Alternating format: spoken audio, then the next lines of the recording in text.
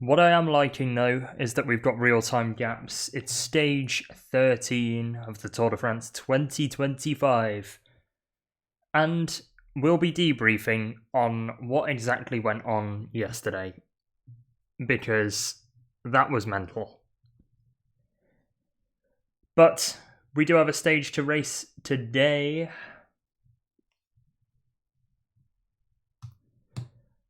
And it's an individual time trial that we've got in prospect. 10.9 kilometers starting in Loudenvielle, which is a mainstay of the Tour de France as a stage start town, and finishing up the Peyragudes climb with percentages that are quite frankly disgusting in the final couple of kilometers really, but throughout the whole climb, 7.9% average gradient for 8 kilometers, which means you've not got too much flat to play with before the climb actually begins seriously. Either way, somebody who has benefited from the brief flat section is Luke Plapp, who is your current leader on the road. And other riders will be setting off soon that will be more comfortable going uphill, let's say. Of course, going in reverse order of the general classification. But Plapp currently leads 23 seconds clear of Lenny Martinez in second. Julien Alaphilippe currently in third position for Tudor Pro Cycling, 1 minute and 4 seconds down, with Santiago Buitrago rounding out the top 5, 1 minute and 17 seconds behind Luke Plapp.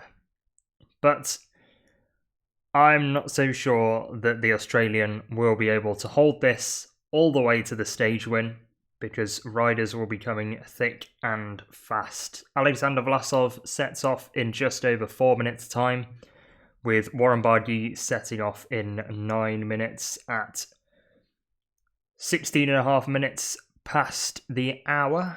Adam Yates will then set off 3 minutes after Warren Barguil, and that is another threat to Luke Plapp's top time so far.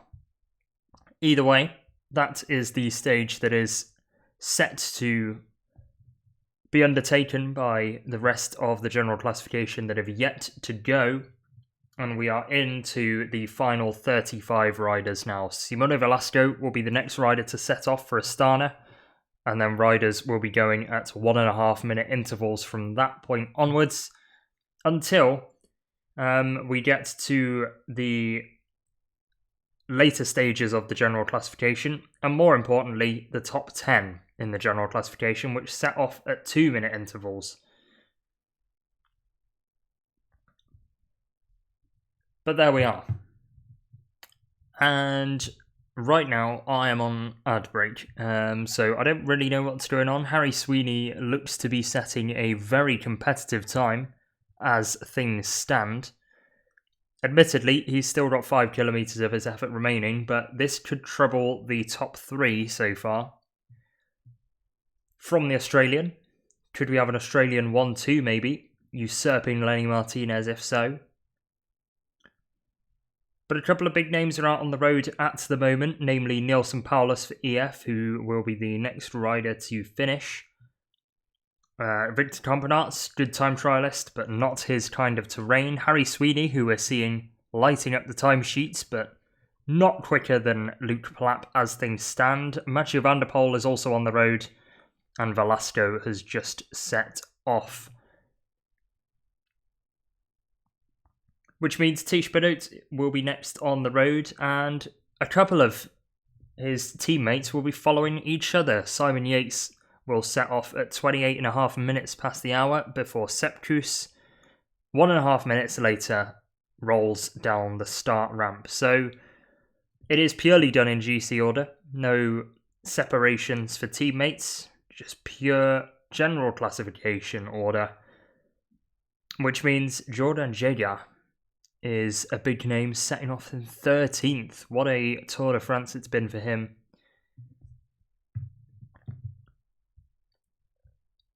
But we'll get to those much later on. Right now, it's riders who are after the stage win or looking to lead the way in the early time checks as Quinn Simmons manoeuvres his way up the climb, with a rider with a sign being held up from one of the fans saying "I love mullet."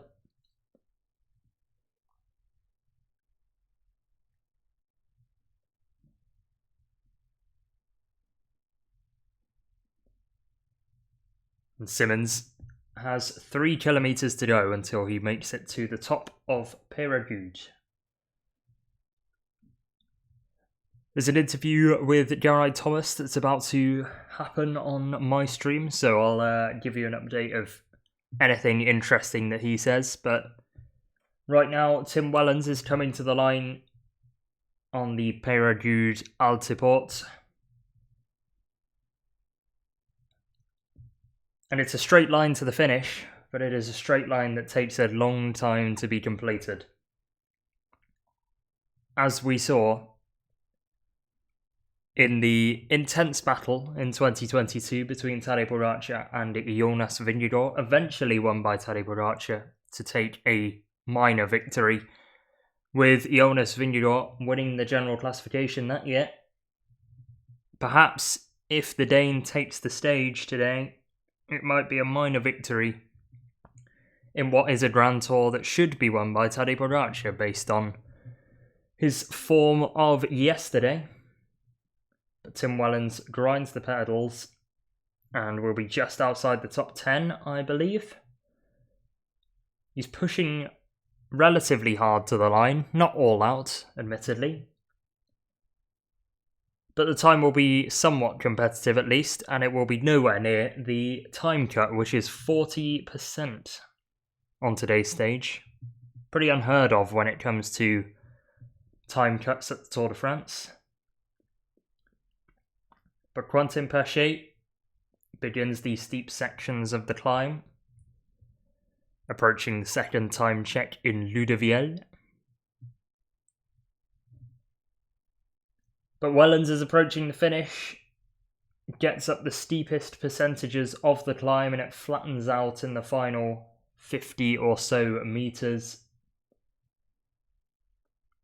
A stage also equally famous for the time cut battle with Soudal Quick-Step, and I believe Florian Seneschal, who collapsed in a heap across the line after finishing seconds inside the time cut. Harry Sweeney's just gone into third position underneath the second time check. Good result from Sweeney. Only behind Lenny Martinez and Luke Plapp for now.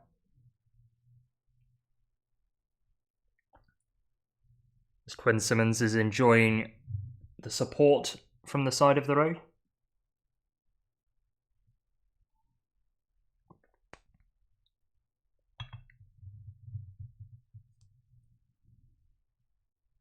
Vlasov is on the road now for Red Bull Bora-Hansgrohe, and we've got just over 30 riders that will get their efforts underway later on. As of now, just over 120 of the riders have finished, and Luke Plapp leads the way and has led the way throughout the intermediate time checks, has been fastest through time check 1, 2 and at the finish line. So looks to have paced this time trial very well, unlike his last effort against the clock. I don't think Quinn Simmons is too interested in troubling the time of Plapp.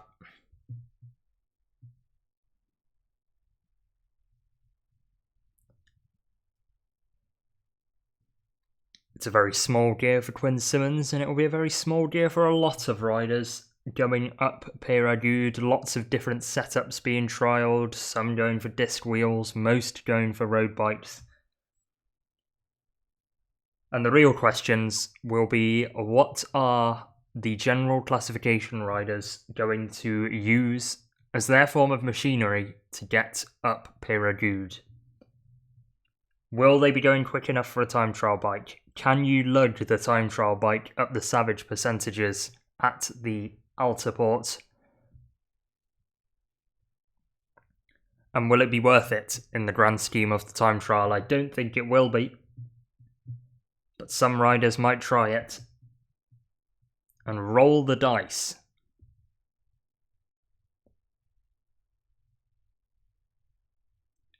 Quinn Simmons, though, managing his effort. And Alex Bourdain of EF Education Easy Post crosses the second intermediate time check, 1 minute and 17 seconds down on the time of Luke Plapp, which slots him into the top 20, but nowhere near the riders that have really been pushing in this time trial. One rider that hasn't been pushing, or two should I say, are Luka Mezgec and Tim Merlier, who are at risk of finishing outside of the time limit today.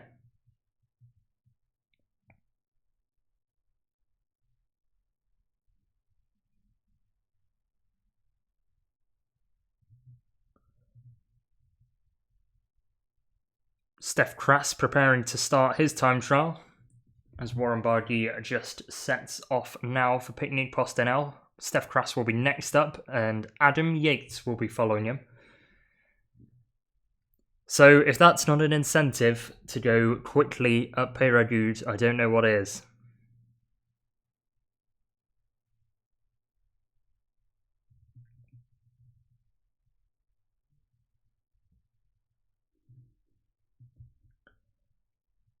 It's all about managing your effort, which Quinn Simmons is doing at the moment, but not for the stage win, just making sure that he posts a semi-competitive time.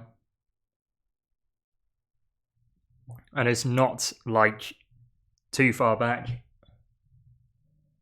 to be worried by the time cut, which Merlier and Mezgec will be. Biniam Girmay, if Tadej Pogacar posts a massive time on Peyragudes, could be placed into a bit of difficulty as well, which is large for the green jersey battle, at least for the podium. The same with Merlier, and if I'm Anthony Turgis, I am rubbing my hands with interest at the times of Merlier and Girmay, because that could be a chance for the Frenchman to make some advances in the points competition. As will Mathieu van der Poel, who is on the road at the moment.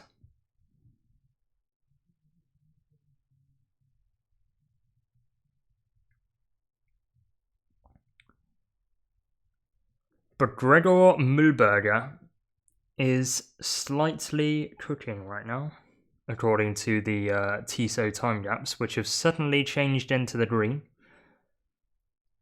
And I don't think that's correct. Gregor Mühlberger has apparently finished in 15 minutes 16, which is a incredible time from Mühlberger.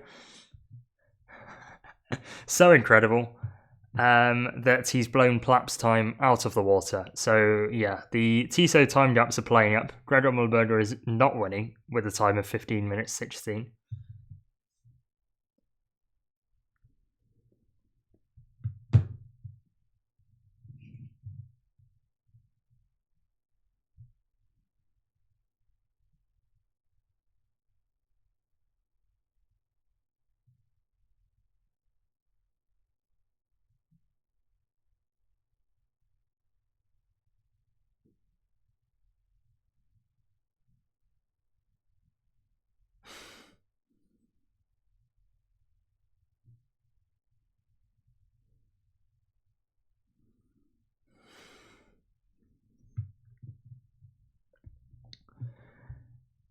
Yeah, I don't really know what's happened to the Tissot time gaps right now.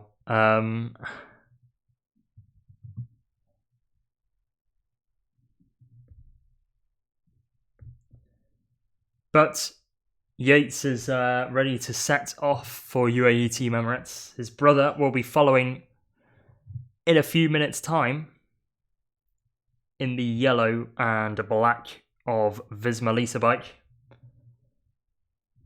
Exactly 8.5 minutes after Adam Yates sets off, his brother will hit the road, and Sepp Kuss will be 1 minute 30 behind him.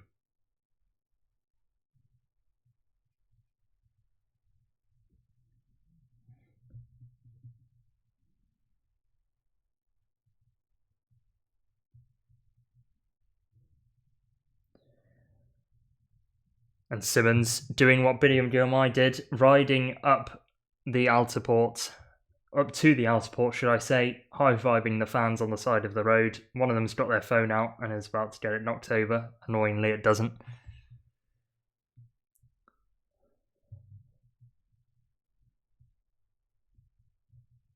But Quinn Simmons, following Victor Campenaerts, a rider who would have been doing this at Lotto Soudal or any of his other teams. A little bit of a goofball. But Simmons crosses the line in 37th.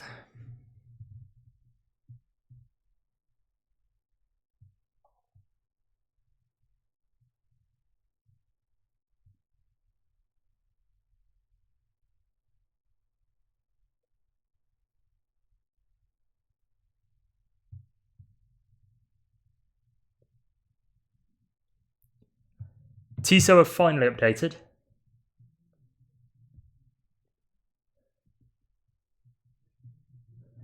Finally!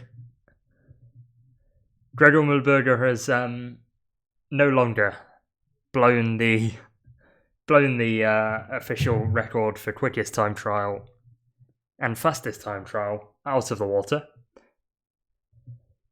So Luke Plapp's back at the top after the brief Austrian interest from Gregor Mühlberger. He actually crossed the line what's that?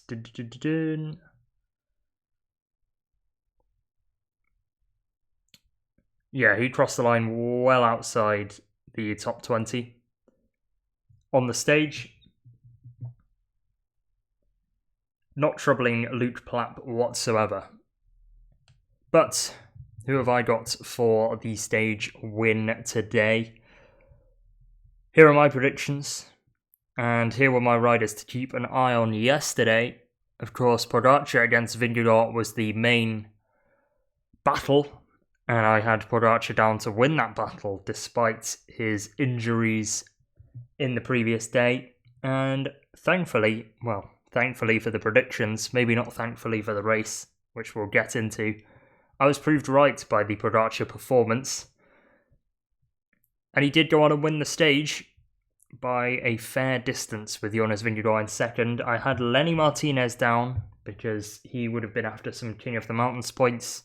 In the end, walked away with none whatsoever, but did make it into the breakaway. So I'll take that as a half point. Thank you very much. But today, you can hear the groans because my ones to watch are the final three riders setting off. I've got Tadej Pogacar down for the stage win again, with Jonas Vingegaard and Remco Evenepoel, my two other riders that I will be specifically keeping an eye on at the later part of the stage. For context, these guys will set off in just over half an hour's time, with Pogacar setting off at 5 past the hour, so that's in 40 minutes. But that gives us time to go through what went on in yesterday's stage, and we will start with a quote from Nils Pollitt, who has already set his time on the time trial. Nowhere near the top 20, but he is not needed in this particular discipline. Pollitt said after yesterday's stage, the yesterday evening was already a good moment. We saw that Tadej Pogacar is okay. The crash for sure always has a small impact, but he was super confident about today. We can be proud of how we rode as a team, and then chapeau to Tadej at the end. He was always looking forward to this stage. He said in the bus that he wanted to win today. I controlled the first 120 kilometres until the first climb, and then the team took over. Chapeau to everybody. It's super nice. The mood is still really good. I think we are super strong. Everybody goes 110% for the moment. We have a good gap for now, but we still have to work. It's still a little bit more than a week to Paris, and there are some climbing meters to come. For sure, Visma Lease-A-Bike will try again, and we have to be focused for the next week. Hopefully we can keep it smooth. It's not a surprise anymore to me. When Tadej says he wants to go, most of the time he goes. And that sentence summarises Pogacar down to a T, because he certainly went on yesterday's stage. Here's the general classification now, but the results yesterday were particularly stark. Pogacar won the stage 2 minutes and 10 seconds ahead of Jonas Vingegaard in second place, which moved Vingegaard into second in the general classification, but over 3.5 minutes behind Tadej Pogacar, who leads the way and retakes the yellow jersey. Remco Evenepoel is in third on the general classification, but finished 7th to Otakam. He's now at 4 minutes and 45, with Florian Lipowitz finishing third on the stage and manoeuvring himself into 4th overall for Red Bull Bora-Hansgrohe, now over 5 minutes down. Before the stage began, it was just over 5 minutes separating the top 10. Now, just under 5 minutes separates the top 3. But back to the race then. And Harry Sweeney has crossed the finish line in third position, 55 seconds down. And quite nicely, they showed the time of Gregor Mühlberger there. But respectable time from Harry Sweeney there. A rider who is in good form and has been growing as this race has moved on.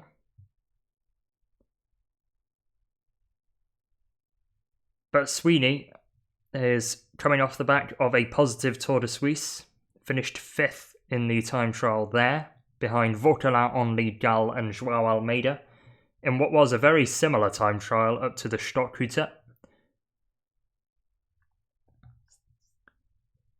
So that is not surprising, but it is a good time from Harry Sweeney. Intriguingly enough, that time trial up to the Stockhütte was also 10 kilometres, but had a shorter flat section at the start of it. The Stockhütte is a slightly longer climb than the one to Peyragudes today. And that was completed by João Almeida in 27 minutes and 33 seconds. And Plapp currently leads the way with a time of just below 25 minutes.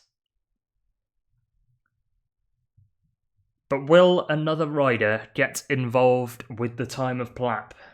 Will it be Simon Yates, who's about to set off right now for Visma Lease-A-Bike?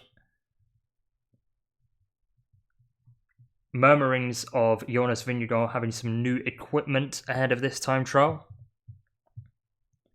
An equipment that he hasn't raced on was what I was reading, but we'll find that out when he gets onto the start ramp.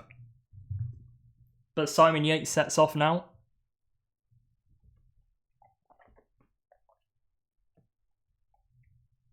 The Giro d'Italia winner this year. Not the performance I'm sure he would have been wanting so far, but has been a very useful domestique for Visma Lease-A-Bike. However, at the end of the day, if they are not going to come away with the yellow jersey, then stage wins will be the play, and Simon Yates has already picked one up for Visma Lease-A-Bike. As of now, of course, Visma Lease-A-Bike's only stage win at this Tour de France. And it came on stage 10, on a stage where Ben Healy moved into the yellow jersey. But he's not the yellow jersey anymore.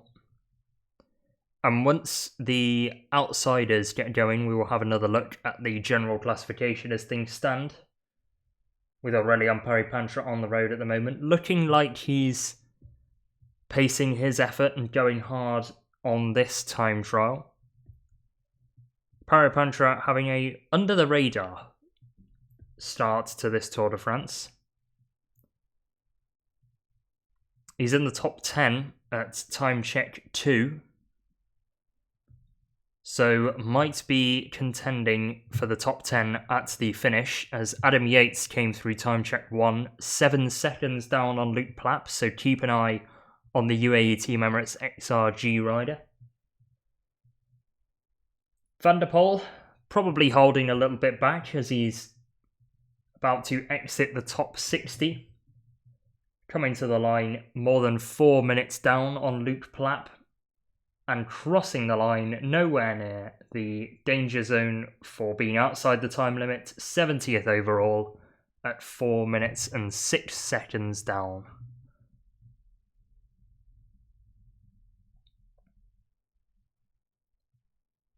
But Van der Poel will be happy with his Tour de France. Could finish last on all of the remaining stages and still be happy with his Tour de France, I think. Spent a few days in the yellow jersey at this race, took a stage win as well on stage 2, which moved him initially into the yellow jersey.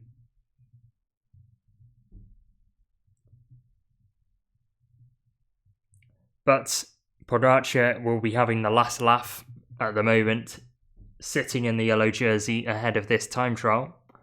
And Peyragudes hasn't necessarily been a fantastic place for the wearer of the yellow jersey in previous stages of the past.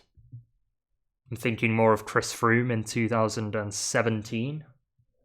Bradley Wiggins, with Froome having to wait up for him in 2012.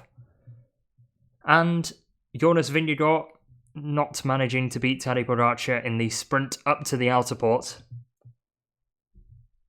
Aurélien Paris-Pancher goes through the second intermediate time check 11th, although I don't know whether that's because Gregor Mühlberger's time is still applicable there.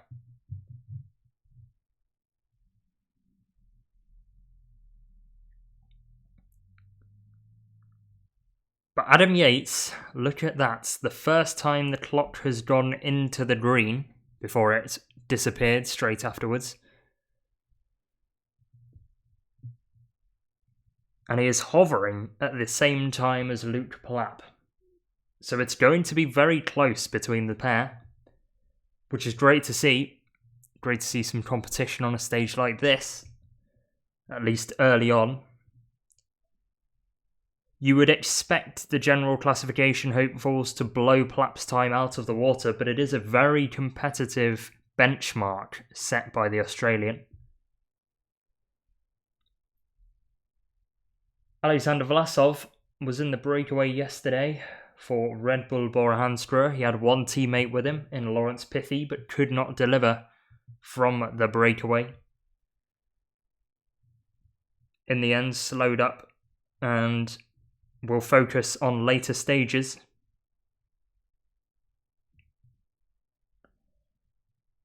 But he's got 1.8 kilometres until he reaches the top of Peyragudes and the end of his effort.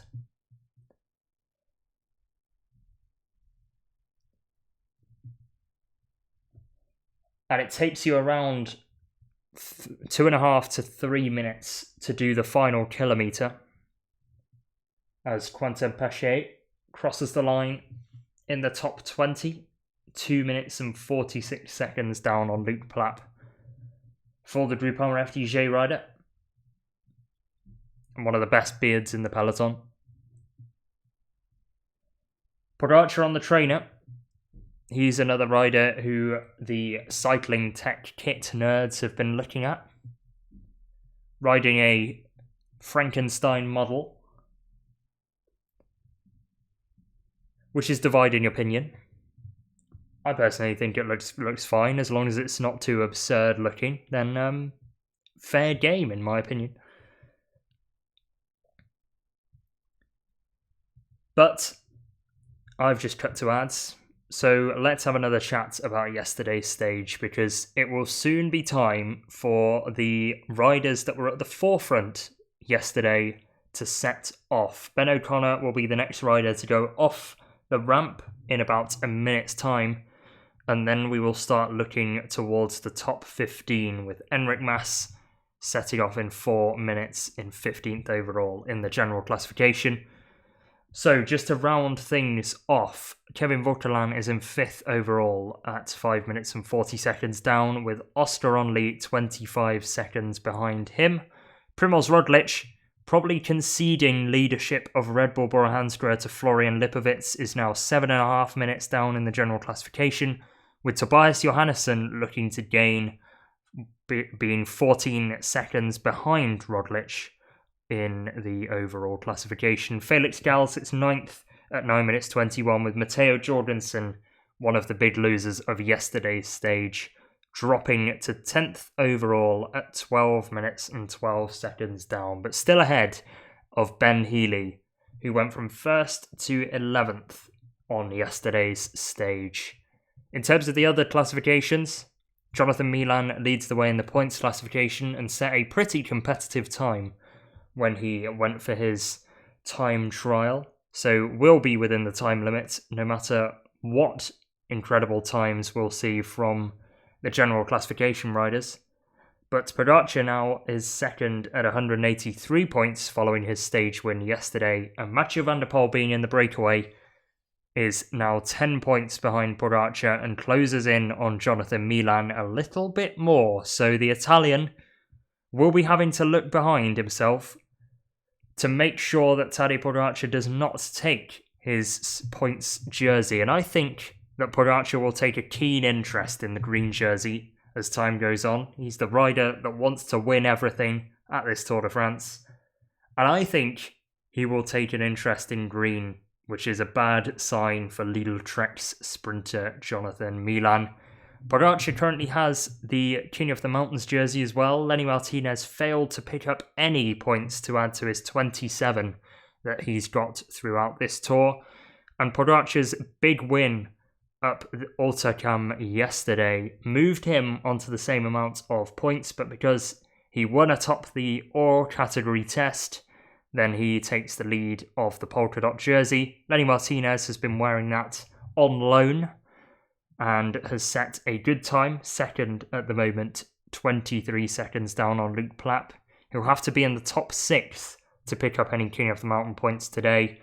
So I expect Tadej Pogacar to increase his lead in the King of the Mountains classification by the end of today, depending on how he performs. Remco Evenepoel is in the white jersey and will be setting off fairly soon, third last in about 23 minutes time from now, with Lipowitz, the man to chase, in front of him in second in that classification, 49 seconds down, and Vauquelin will be in front of Lipowitz on the road, 55 seconds behind, with Oscar Onley at 1 minute 20 down in that classification, in front of all of those riders on the road. So the white jersey favourites will be battling each other in the latter part of this stage, and then Jonas Vingegaard and Tadej Pogacar will be following them closely to see how the top 2 will pan out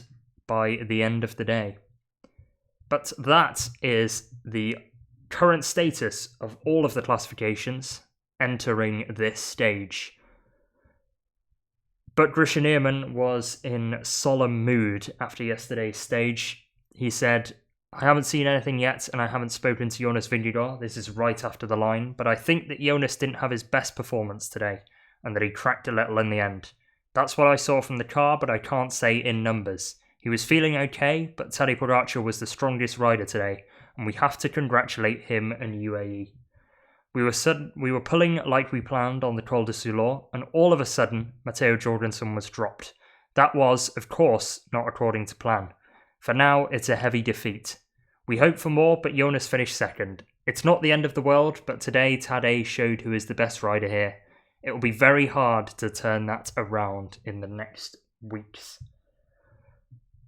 And it'll be hard to turn that around, but Simon Yates is turning the pedals for Visma Lease-A-Bike at the moment. 22 seconds down, though, on Luke Plapp at time check 1. And his brother Adam Yates, based on the real-time time gaps that are being given, is not going to contest the time of Luke Plapp, who will spend yet more time on the hot seat. Actually, his main competitor right now is Ben O'Connor, who admittedly, with the whole climb remaining, or most of it, is 10 seconds behind Plapp, so that gap might go out as time goes on.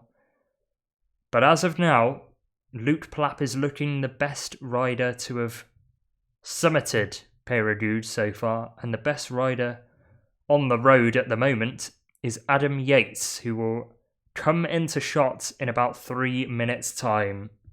So we will see how the time compares to Luke Plapp. Meanwhile, his brother Simon has 5 kilometres of the climb remaining and doesn't look like he's getting involved in the stage win. But the real-time time gap indicates that Adam Yates is losing time to Luke Plapp between the second and third time check. He was 4 seconds down at time check 1, 7 seconds at time check 2, and at the moment is around 15 seconds behind Luke Plapp right now. Approaching the Flamme Rouge for Yates, who did not need to do much yesterday. It was more the Jonathan Narvaez show. But Martinez's times you can see at the bottom of the screen. He was second, and second across the time checks, but dropping to 6th and 3rd now at the first and second time check respectively indicates that riders are on the road that are going to split Plapp and Martinez at the finish. Matteo Jorgensen and Ben Healy chatting away. Healy will be off in 3 minutes' time. Jorgensen 2 minutes after that. But right now, Jordan Jega of Total Energy is on the start ramp and ready to begin his effort. Big ride from Jordan Jega so far this Tour de France, as he sets off now on the road. Current 13th position in the general classification for Jega, who is a rider to watch. 26 years of age, so still has a couple of years at the top level within him. Had only arrived at Total Energy last year after racing at continental level for the previous 2 years. But this is a real breakout race for Jega so far. Best result of 11th at Mur de Bretagne, but has consistently been in the top 20 amongst the hilly and mountainous stages. 19th on yesterday's stage to Otakam. So can he hold this top 15 position by the time that the Tour de France finishes? Off then goes Jega, and he will be chased by Carlos Rodriguez, a rider who was in the breakaway yesterday with 4 Ineos teammates and a couple of Total Energy riders as well. But Adam Yates is into the final 500 metres, and he will soon turn onto the runway, and he has 1 minute exactly to get up the runway in a quicker time than Luke Plapp. I don't think he'll be able to do it, but we'll keep an eye on the clock. Currently it's green. He's got 50 seconds to play with as out of the saddle goes Adam Yates. Not necessarily a time trialist as far as the GC riders go, but can certainly climb. He doesn't look like he's giving his utmost right now, and I think he knows that it's just out of sight.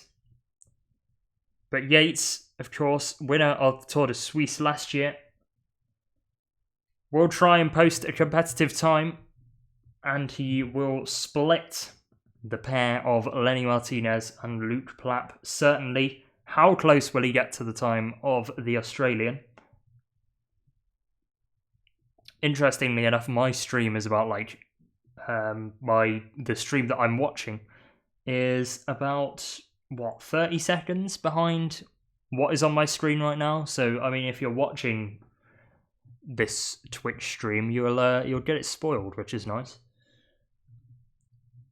But Yates is 17 seconds down and splits Martinez and Plapp for now, moving into second on the stage. But Luke Plapp remains in the hot seat. Ben Healy next off the ramp for EF Education Easy Post. Of course, he's got time trial pedigree. but solely really within Ireland.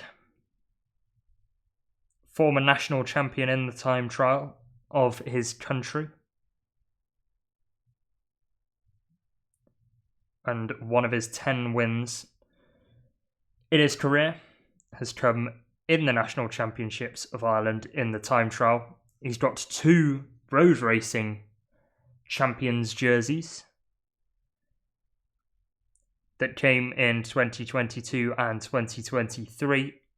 But of course, his biggest achievement has come in the last week, winning stage 6 of the Tour de France and taking the yellow jersey on stage 10 after 2 brilliant breakaway rides.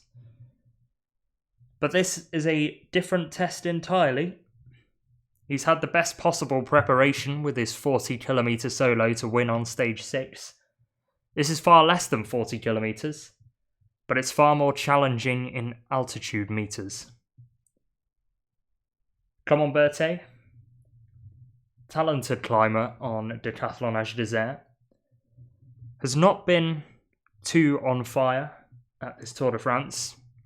If anything, the likes of Bruno Almirai have usurped him in that regard. And Steph Kras opting for a long-sleeved Total Energy jersey. I'm not sure why that's the case.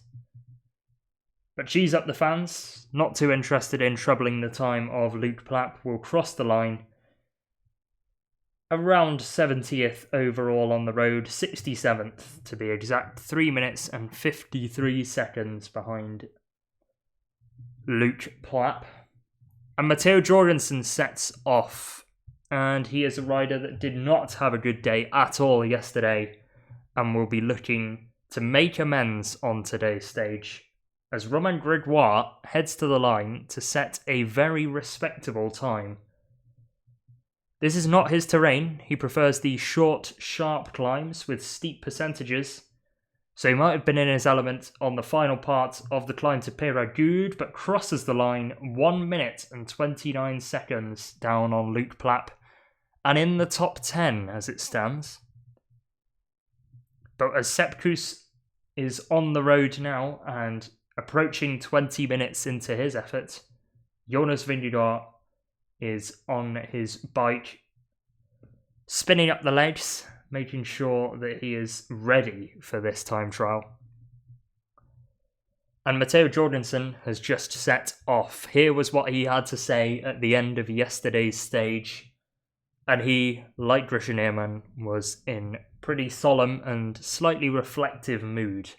Jorgensen said, "I have no excuses. It's just a really bad day. I knew it from the start already and went full to make it in the front for the first climb, which turned out to be a mistake in the end. You only know when you try. The last climb I was empty, so I figured it was better to disconnect from GC because I'm no use to Jonas Vingegaard anymore if I'm minutes behind. I was listening to the radio and it sounded like Tadej Pogacar was stronger, so congrats to them. There was not much time for talking today. I didn't speak with Jonas much. I'll talk with him after. For sure we'll be trying. We'll have to reassess and go forward. It was super hot and super fast. The first 100 kilometres for me were incredibly hard. I knew from the first kilometres already that I was on a bad day and I struggled through it. With the fight, with the break and the heat, it was a really hard day. I have no excuses. I just had a bad day and I'll have to get much better." And this is his first chance to get much better, as Sepp Kuss has a little wave at a flag made for him. And this is an opportunity, I think, for riders to enjoy the fans. With the large time cut today, especially for the climbers, they've got the time to set up, just cross the line within the time limit, and enjoy the support from the side of the road.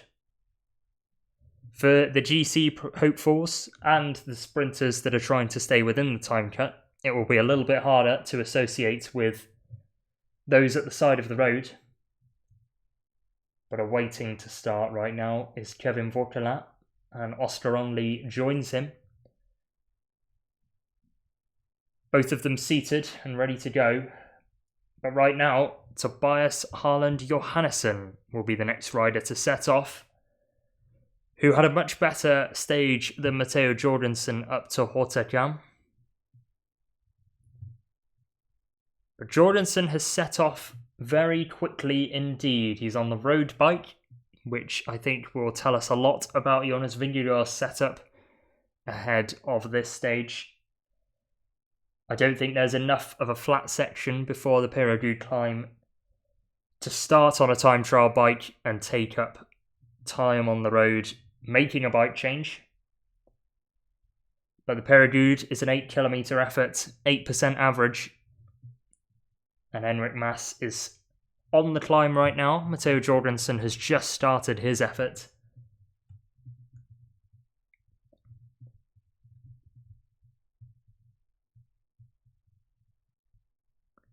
Carlos Rodriguez has set a decent time through time check 1.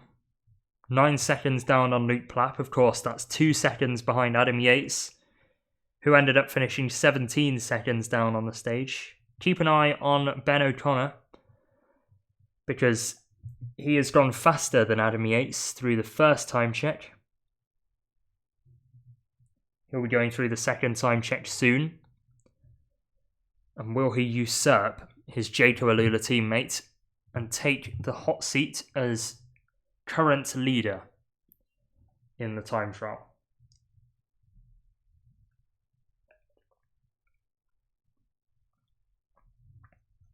All of the white jersey hopefuls preparing for the start of this stage. Florian Lipowitz has now joined Vauquelin and Onley in the waiting room before the start of the time trial. Vingegaard and Pogacar still on the training bikes, but Matteo Jorgensen out on the road right now, and we will get a respective time and a time that we can look at and compare to others on the road.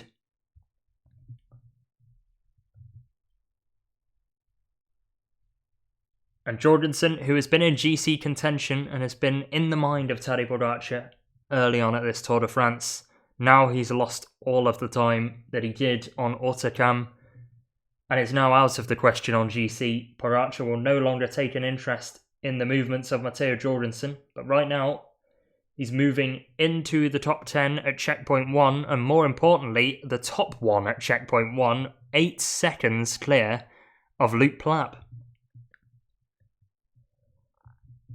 Primož Roglič is about to set off, and he will be following Tobias Harland Johannesson. Here's what the Norwegian had to say at the end of yesterday's stage.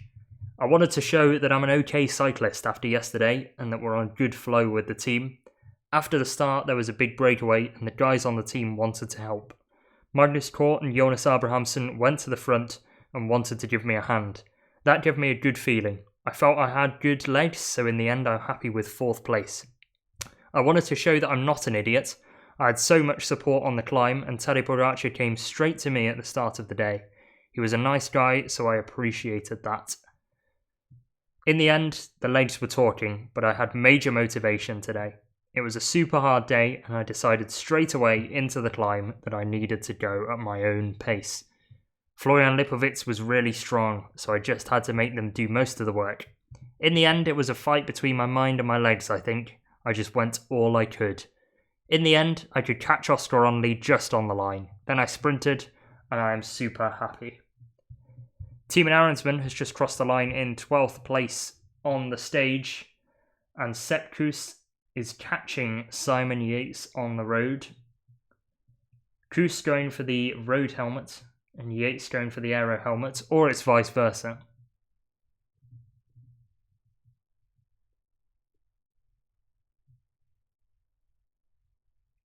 Kuss is catching Yates though, and Yates is taking it very easy. Kuss is taking it slightly less easy, but will not be troubling the time of Luke Plapp.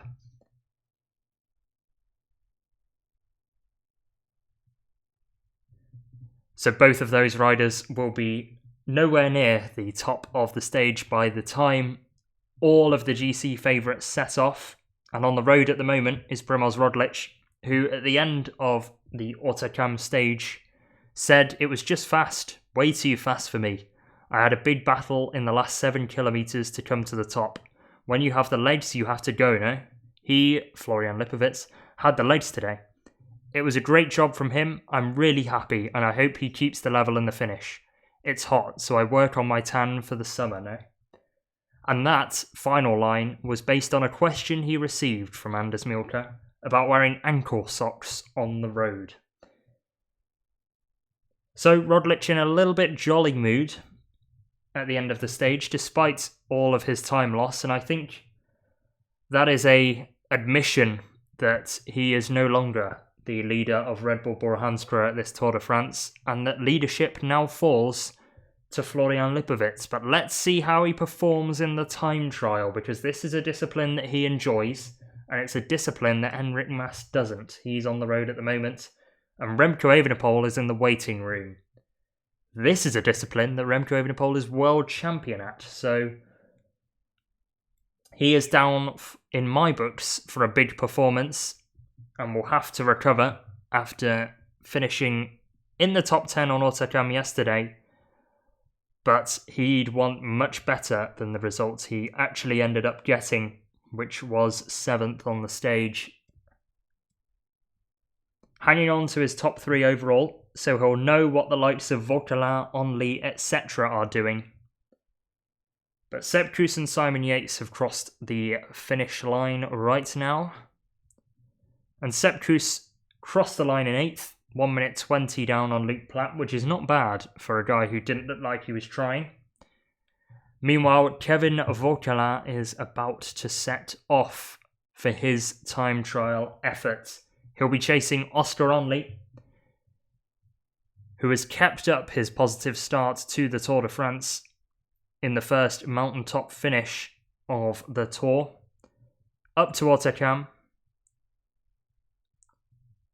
Onley finished in the top 5, just being pipped by Tobias Harlan Johannesson, as he mentioned on the line. But here was what Oscar Onley had to say after the yesterday's stage. It was a hard day. I felt good.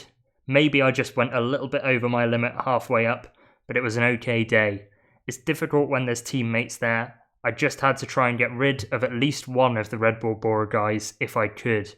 I was quite surprised on the first climb when I saw Remco Evenepoel and Matteo Jorgensen getting dropped. I guess they probably suffered in the heat.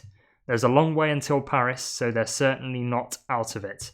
If I can recover well, then I can give the time trial a good shot tomorrow. And we are in tomorrow. Oscar Onley is on the road, and he will be chasing down the likes of Primož Roglič, who on the general classification currently sits just behind the Brit in 7th overall. Onley does admittedly have a minute 25 on Primož Roglič, but that is a battle to keep your eyes on between 6th and 7th overall. Kevin Vauquelin might be drawn into it, and Florian Lipowitz too, because they are 25 seconds and 31 seconds, should I say, ahead of Oscar Onley. But Roglič looks to be setting the tone out on the course and going out strong early on. Florian Lipowitz, his teammate, is about to set off. He had a fantastic result yesterday too. Let's not forget, 3rd place on the stage and putting major time into his podium rivals. Lipowitz going with the time trial handlebars on the road bike. So that's the first we've seen of the Frankenstein bike setups, or the most Frankenstein we've seen of the bike setups from Red Bull Bora-Hansgrohe. Christian Rodriguez, meanwhile, crosses the line for Arkea at B&B Hotels, and the GC rider for them that is not Kevin Vauquelin heads into the top 10. At intermediate time check 2, Carlos Rodriguez, fellow Spaniard, fellow Rodriguez as well, is 5th at the moment at checkpoint 2. About 20 seconds down on the time of Luke Plapp, which is yet to be beaten at checkpoint 2. At checkpoint 1, though, Plapp has been beaten. In this case, He's been beaten by Matteo Jorgensen, who currently leads, and Primož Roglič, who is just 0.3 of a second behind Jorgensen's time. So Jorgensen and Roglič have set off 8 seconds quicker than Plapp through the first section.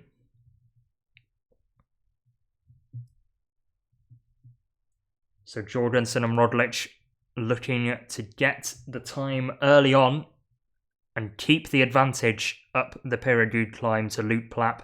Florian Lipowitz will be the next rider, or one of the next riders, to cross that point. But Oscar Onley and Kevin Vauquelin will do that first. Oscar Onley crosses that point in 8th position, 15 seconds behind the time of Matteo Jorgensen, and only 7 seconds behind Luke Plapp. But Evenepoel's on the road now in the white jersey, and his main target now is Florian Lipowitz, the German on Red Bull Bora-Hansgrohe, who had this to say at the end of yesterday's stage. It was hard again, also super fast from the start after a big break went. I was suffering on the first hard climb a lot, and it was a super hard day, but I'm happy with how the legs are. I hope I can recover until tomorrow. Me and Primož Roglič both had open cards. I pulled for the first part of Otakam quite long and tried to keep the pace quite high. I tested how the others are and the gap opened. Then I was with Oscar Onley. I tried to stay on his wheel in case Primož was coming back, and then I took my chance. I went all out until the finish line, and I think we can be super happy. We now have 2 guys super good in the GC, and I think that gives us a lot of opportunities for the next days. And one of the opportunities he's got is to attack Remco Evenepoel for the rest of this tour, who struggled on Peyragudes. He was dropped very early on, but did a very mature ride to keep his tempo and pull it back from what was a very difficult position. But here's what Remco had to say at the end of yesterday. I couldn't do anything else. It wasn't my best day on the bike, so I suffered my way through. The easiest way to finish the stage was to let everything go on the Col de Soulor. I tried to keep the big image in mind with the podium in Paris, and that's what I was fighting for. I said on the radio, I don't have the legs to follow at this moment, I have to let it go. I had wonderful teammates around me today, with Max Schachmann in the breakaway and Ilan van Wilder pacing me until 3 to 4 kilometres from the top. Then Max took over. Then it was up to me. I had wise words from guys like Chris Froome and Alberto Contador. They say if you have a bad day, try to fight your way through and limit the time loss. That's what I had in my mind all day. Keep fighting, keep pushing, and at the end of the day, we'll see what the result will be. So that was my secret for fighting my way through. My team is here to help me, so I didn't want to let them down, and the sacrifices I made with my wife and family, those were the things I was fighting for instead of letting it go. That's what I was pushing for. The tour is not finished yet. Tadej Pogacar went down yesterday. I don't want anybody to crash, of course, but the tour is about sitting on the bike and arriving in Paris. There's still 1.5 weeks to get there, but I think he made a big step forward to winning the race. It seemed like Florian Lipowitz, Oscar Onley and Kevin Vauquelin felt really good today, so I hope that I can kind of put this bad day and bad feeling away pretty quickly and attack the rest of the white jersey hopefuls. I'll go for it tomorrow. Ilan was saying to me that everybody was suffering. Tom Stales and Klaas Loudenvielle in the car said that a lot of guys were dropping from the front group. I just wanted to keep pushing and never give up. In the end, it was a good decision because I'm still in the mix for the podium. So luckily, I did keep pushing. On the road is Remco Evenepoel then, and also on the road is Jonas Vingegaard, who we will be keeping an eye on, as will be Kevin Vauquelin, who is just over, or just under, should I say, 2 seconds behind Matteo Jorgensen at time check 1, and the American is level on time with Luke Plapp through the second time check. I was going to say that name of the place name for the second time check, but I don't fancy it. Escudal? Either way, the yellow jersey has 5 seconds before his effort begins. Still slightly bandaged on the left arm. but he is ready to set off on a different bike than usual. A mix of aero and lightweight bike, I believe. But Pogacar in yellow is underway on his time trial effort. He's got 11 kilometres to make sure that he retains the yellow jersey, does not blow extreme amounts of time, and we'll see if he can stick the knife in and twist it after yesterday's heroics up to Autocam. So Pogacar on the road, and now we'll be looking at riders that will go through the second time check. One rider that's gone through the first, though, is Florian Lipowitz, 2 seconds behind Matteo Jorgensen, only 15 seconds behind the American at the first time check. But it looks like Luke Plapp has paced this time trial perfectly so far, because Jorgensen lost a lot of time in the early part of the Peyragudes climb. Team radio we're about to get for Jonas Vingegaard, and Visma Lease-A-Bike say, really concentrate on yourself and do your best effort today. You can do it. So Vingegaard, big day for him, and a big day equally for Tadej Pogacar to make sure that the Dane does not gain time on his yellow jersey. Pogacar had a lot to say at the end of yesterday's stage, rightly so for the stage winner. He said, I knew that the first time I rode Autocam when I did a recon that it was a super nice climb. I was always looking forward to ride this climb, and then it came to the Tour de France 2022. I was back in the GC, I was trying with my head through the wall to get the yellow jersey, but Jumbo-Visma was too strong back then. I almost already forgot about this. I was looking forward to today, and then all the people all of the time were coming to me and saying, this is revenge time. Then we approached the bottom of the climb. It was just a reverse story from a few years ago. One Belgian guy again on the front, Tim Wellens and our team on the front. I'm super happy to take time and win on this climb. You don't know how the body reacts after a crash, but it wasn't too bad. It wasn't a big crash. I feel my hip only if I do acrobatics. Here I'm riding a bike, so it's not majorly flexing. And I just sweat a bit more, but maybe it's good. We did a super job. The team rode really well. Chapeau to Ben Healy and EF. They were trying to defend the yellow jersey. They showed really big spirit.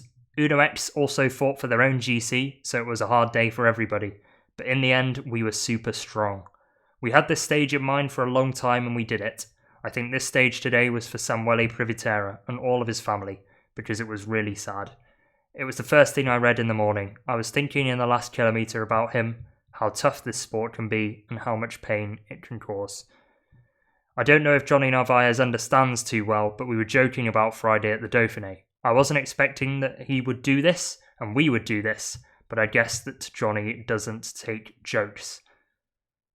And that was about Jonathan Narvaez positioning him at the early slopes of the climb. He launched it super hard, and my microphone was not working, so I could not say anything. Then I was like, okay, I might follow Johnny, and we went. Then I committed. Then, when I saw there was not so long to go, it was similar to 3 years ago. I was alone suffering in the last 10 kilometres, so it's better to be in the lead and suffering than on the back foot and suffering. I was happy with the ride, and I managed to come to the top with a good gap. I had good legs, and tomorrow I need good legs again, and the day after, until Paris. I think if we ride as a team as strong as we did today, we should be looking forward for the next days, but you never know. I wouldn't call it a war. It's a chess game that we play. We're getting paid good and we make a show. It's not a war, it's a chess game, and I won one match. I'm just happy with my performance. Carlos Rodriguez crosses the line in 4th position. That is the finish line and not the line of any time check. And we will soon be getting the general classification top 10 coming to the finish in Peyragudes. An update though on the current time checks. And Primož Roglič is putting the hammer down early on. He's gained 30 seconds on Matteo Jorgensen between time check 1 and time check 2 and takes a distinct lead at intermediate time check 2 of 31 seconds. Remco Evenepoel, however, has gone through time check 1 in the lead in the white jersey. Jonas Vingegaard 3.5 seconds behind the Belgian, and we are about to get Tadej Pogacar's time, I think, through the first time check. Coming up to the line, and right now Pogacar is 9 seconds up on Jonas Vingegaard based on the current updating time gap that constantly changes as the riders go up the Peyragudes. Pogacar crosses the line, and that looked like about 5 minutes 28 maybe, which would put him 5 seconds ahead of Remco Evenepoel. And it adds up. 6 seconds Pogacar is ahead of Remco Evenepoel on the road at the moment, as Oscar Onley goes over time check 2, 4th on the road, 31 seconds behind Primož Roglič. Admittedly, that's within a second of Matteo Jorgensen.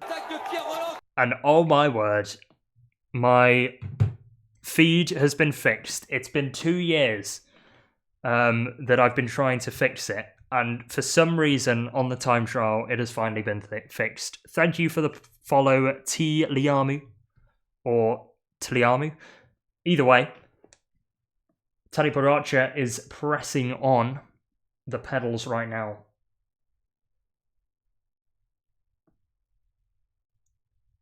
And this is a big win for Bora-Hansgrohe. If Roglič is up by that amount at time check 2, they've gone with the aero handlebars. Of course, they've got Dan Bigham now, formerly of the Ineos Grenadiers. Their aerodynamics expert, and that must have been his decision to have the aero bars on the road bike. And it seems to be paying off for Primož Roglič for now. But Matteo Jorgensen's going to come to the finish line. And this is testament of how good Loup Plap's time is, because the American cannot beat it. 4.5 seconds down on Loup Plap to the line at Peyragudes, and Plap continues to have his bottom on the hot seat. The next rider to cross the line will be Healy, followed by Felix Gall, and then Primož Roglič. And that will be the time to keep an eye on, because he has lit up the time checks early on.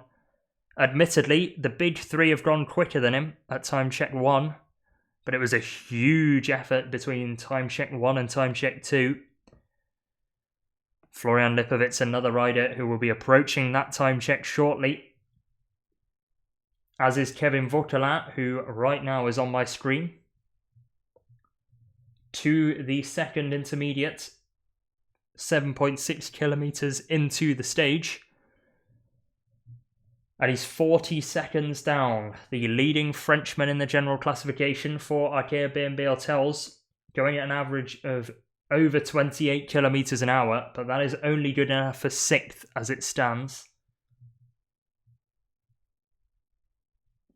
So Onley, at the moment, has now overturned the advantage that Vauquelin had at time check 1. Onley now sits 9 seconds ahead of Vauquelin on the road, based on his time at checkpoint 2. So perhaps Onley has paced his effort better so far, or does Vauquelin have more in the tank between Loudenvielle and Peyragudes? Remco Evenepoel, though, continues in the white jersey as Jorgensen gets showered in water. He gave his all today, but could not usurp Loup Plap, who still sits atop the hot seat right now. I don't think I've actually seen him in the hot seat as of yet. Surely we'll be able to see him when the general classification favourites cross the line. And here's one of them. A favourite for the podium, Florian Lipowitz. He's not going to beat the time of Primož Roglič, but he's going to come close to his Slovenian teammate by the looks of things. 8 seconds is the gap between Roglič and Lipowitz, so big time gain from Florian Lipowitz. And you compare that to Oscar Onley, he's already put 23 seconds into the Brit right now, holding the position on the aero bars, as Felix Gall finishes 24 seconds down on Loup Plap, 5th on the day. Not a bad time from the Austrian, but it will be comfortably beaten by the likes of Primož Roglič, who remains on the aero bars, even approaching Peyragudes. Of course, the last time there was a time trial that finished up a mountain, it was the 2020 Tour, and Tadej Pogacar took that infamous win on La Planche de Belfi. But Primož Roglič is making a statement on the roads to Peyragudes. He's got 700 metres of his effort left, and he looks to have paced it perfectly for now.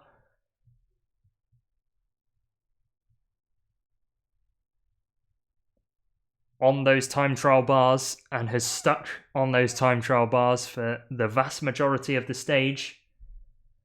Meanwhile, Tadej Pogacar leads the way at the first time check and is gaining 18 to 20 seconds as it stands on the road to his nearest rival in the general classification, Jonas Vingegaard.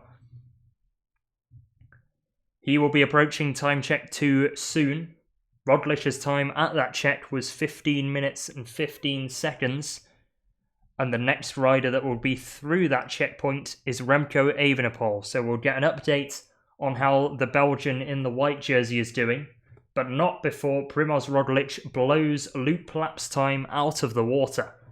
He's got 1 minute and 40 seconds to complete 270 metres. Admittedly, these 270 metres are well beyond 10%, at an average of 13 and a maximum of 16 as we approach the top of the runway at Peyragudes.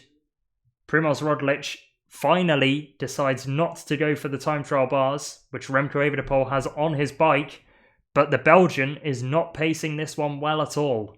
Third on the road at the moment, 26 seconds down on Primož Roglič, and that is 18 seconds behind Florian Lipowitz, so Evenepoel in trouble over the second time check.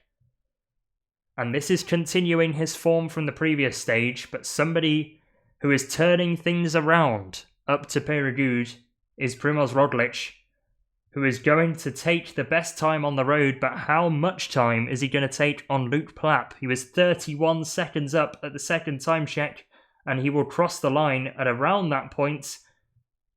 Now, 37.5 seconds ahead of Luke Plap, who concedes his spot on the hot seat, and Primož Roglič is your new leader of stage 13 of the Tour de France. And that is a destruction of Luke Plap's time. That is 42 seconds quicker than Matteo Jorgensen. But now we look at Jonas Vingegaard with the time trial bars on his road bike, and Vingegaard is destroying the time of Primož Roglič. 29 seconds ahead at the second intermediate time check. And this is good news for Jonas in that regard. But I think the camera will flick back to Tadej Pogacar, and the mood might change in the Visma Lease-A-Bike camp. So if Vingegaard is putting that much time into Primož Roglič, how much time is Pogacar putting into Jonas? And that, finally, is the first I'm seeing of Luke Plap on the hot seat, packing up his things and heading off. So Plap, I'm sure, enjoyed his time on the hot seat, but Primož Roglič will then be sat on that. Probably not for a very long time, because Tadej Pogacar is 50 seconds ahead of Primož Roglič based on the moving time gap we've got at the moment. And Vingegaard in the Danish helmet is somewhere between those two. He's got 3 kilometres of his effort left to ride. And the next rider to cross the line will be Oscar Onley. As an update, Tobias Harlan Johannesson has finished 1.5 minutes down on the time of Primož Roglič. So that is the time that the likes of Oscar Onley will be looking at. But right now, Pogacar approaches intermediate checkpoint 2, 23, nearly 24 seconds ahead of Jonas Vingegaard at time check 1. And Pogacar putting on yet another clinic in a different discipline. Not going for the time trial handlebars, not mattering for the Slovenian, who is flying up the early parts of the Peyragudes climb. 23 seconds on Jonas Vingegaard, which is 15 seconds more than it was at checkpoint 1. So Pogacar putting time into Jonas on the climb once again, and everybody else for that matter. Remco Evenepoel back into the time trial bars, going underneath the 2 kilometre to go banner. And he's 40 seconds down on Primož Roglič at 2 kilometres left. Settles back into the typical handlebar position on the hoods. And I think this says a lot about Remco Evenepoel's mood right now. He has not been able to find a formula.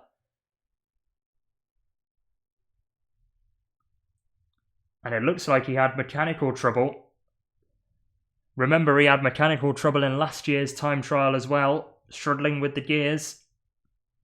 Didn't look like he needed assistance from the team car on that occasion. But that's not going to have helped him. Probably lost a couple of seconds there.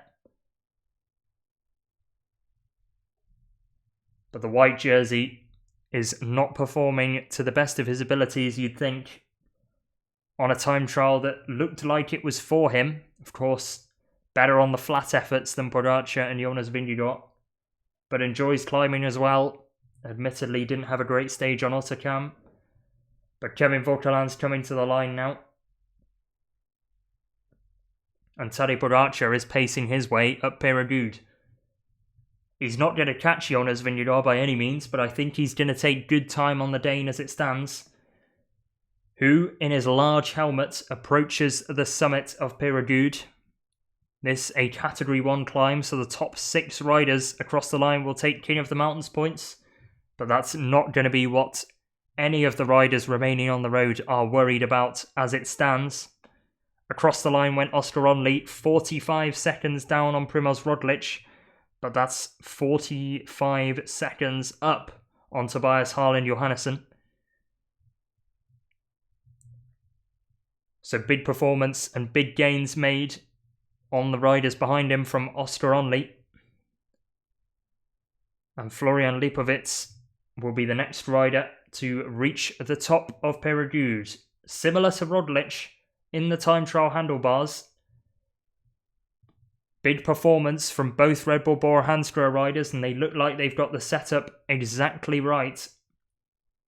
Kevin Vauquelin will be the next rider to come to the line though, and will be losing about 1.5 minutes to Primož Roglič on the road. It'll be a top 10 for Vauquelin, who finishes just outside 1.5 minutes down on Roglič. Never mind, ignore me. 1 minute 14 as the camera flicks back to him. In 8th position.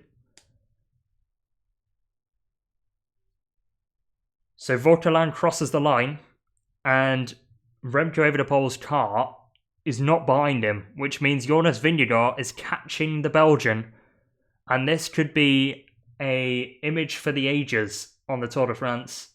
Another image for the ages that could be hung in Florian Lipowitz's living room is him approaching the top of Peyragudes. He's not going to beat the time of his teammate Primož Roglič, but this should be him stamping his authority on the podium, especially with the way Remco Evenepoel's riding right now. 18 seconds down on Florian Lipowitz was Remco at time check 2, and Evenepoel is just going underneath the 1 kilometre to go banner now. So Evenepoel underneath the Flamme Rouge, and Florian Lipowitz about to cross the line. The time check as it stands to Primož Roglič is 1 minute and 1 second on the road. Meanwhile, Florian Lipowitz is set to cross the finish line.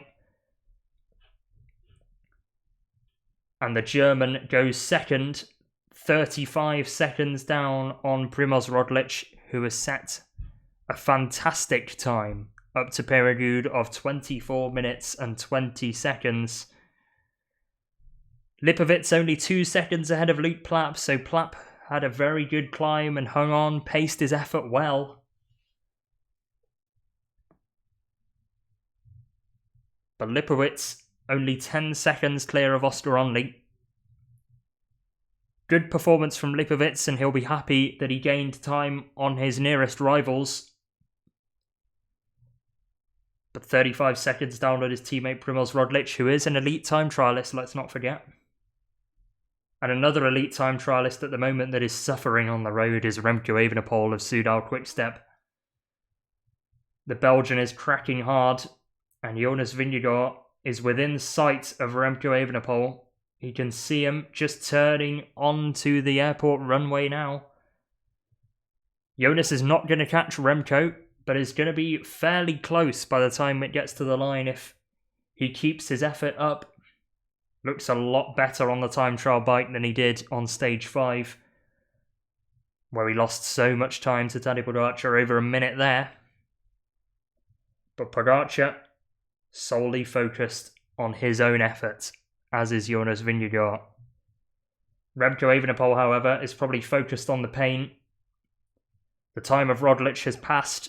The time of Florian Lipowitz should pass as well, and Jonas Vingegaard, out of the saddle, is chasing Evenepoel down. It's a carrot on a stick for Jonas Vingegaard that he is trying to catch right now. We go to the helicopter camera, and that gap is getting ever closer between Evenepoel and Jonas Vingegaard. Evenepoel really tying up as we head towards Peyragudes. Jonas Vingegaard fully in control of his own effort.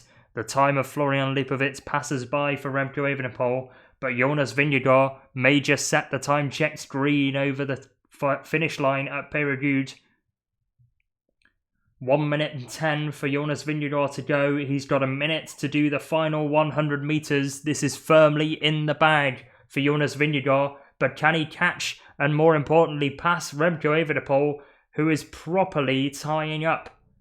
Vingegaard, out of the saddle, flies past Remco Evenepoel, and I didn't think he would get there, but Jonas Vingegaard gets to the finish line, 44 seconds clear of Primož Roglič. Meanwhile, Remco Evenepoel crosses the line very shortly behind him, 2 minutes and 3 seconds down on Jonas Vingegaard. And that is another big loss in the general classification for Remco Evenepoel. 11th on the stage, 5 seconds behind Vauquelin, and 33 seconds behind the likes of Oscar Onley. Meanwhile, Tadej Pogacar going for the stage win entirely. We've kept quiet about him across the stage, but he has been lighting the time checks up. 23 seconds clear of Jonas Vingegaard, and should have the stage in his pocket. He's got 150 metres and 1 minute and 10 seconds to complete it to beat the Dane's time of 23 minutes 36 seconds. And he is certainly going to do that right now. It's more gains for Tadej Pogacar in the general classification, but how much will those gains be? 50 seconds now. The time is well and truly in the green, and will be as he crosses the line, as he starts to weave across the road to Peyragudes, but it flattens out to the line. Pogacar presses on and stops the clock, fist pumps, because he is 37 seconds clear of Jonas Vingegaard at the end of stage 10. Pogacar takes yet another stage win at the Tour de France and will keep closing. He's completely crushed everybody else on the road once again. And no matter what discipline you face up against Tadej Pogacar with, he throws you under the bus and makes you look like a child. That was regulatory for Tadej Pogacar, first at all of the time checks, and 36 seconds ahead of Jonas Vingegaard, 1 minute 20 ahead of Primož Roglič in third position, with Florian Lipowitz taking third and fourth for Red Bull Bora-Hansgrohe. Good result for those guys. But that is an absolute clinic from Tadej Pogacar. Made it look easy. Up to Peyragudes. Jonas Vingegaard was tired and fatigued as he crossed the line, but happy with his time. Remco Evenepoel was just shattered into pieces. Beaten by the likes of Felix Gall and Kevin Vauquelin. Lenny Martinez with a respectable 9th position on the stage. But nobody can get anywhere near Tadej Pogacar. Vingegaard comes closest and recovers after his poor time trial on stage 5. Meanwhile, Red Bull Bora-Hansgrohe third and fourth. Luke Plapp, let's not forget, was on the hot seat for most of the day. He finishes in 5th on the stage after pacing his effort incredibly well. But no matter how well you pace your effort, you can't get anywhere near Poggy when he's on form. Jorgensen 6th, 2 minutes and 2 seconds down, with Oscar Onley at 2 minutes and 6, Adam Yates at 2 minutes 15, with Martinez and Gal rounding off the top 10 at 2:21 and 2:22. Remco Evenepoel 2 minutes and 39 seconds behind Tadej Pogacar at the finish. But I've kind of got places to be right now, so it's going to have to be a very quick close to the stream. Usually I take a little bit more time digesting the results, but yeah, I've got a dash. So have a great rest of your day, people. A nice little 90 minutes where, once again, we have seen Tadej Pogacar take the mickey, really, on the roads of France. 36 seconds clear of Jonas Vingegaard. I will digest what went on. I don't think there will be a stream tomorrow, I'm afraid, but there will definitely be a stream on Sunday, where the stages will get even more difficult. Let's get the profile up to whet the appetite. And here is the stage that we will be putting on stream. It's Muret to Carcassonne, and it is a chance for the breakaway. It's the final stage before the rest day, and we will be watching a breakaway battle unfold on the roads into Carcassonne. 2 Category 3s and a Category 2, but it will be a tactical game to be watched. Meanwhile, this is a bit more about the legs. This is tomorrow's stage. Pau to Luchon Super Bannière. Col de Tourmalet kicking us off, all category climb. Col d'Aspan, category 2 label. Col de Périssord up to Super Bannière to finish. All category 12.4 kilometres, 7.3%. And that should be a fantastic watch. But you won't be watching it on this stream, unfortunately, because I'm away. So have a great rest of your day. Enjoy yourselves, and I will see you on Sunday for a breakaway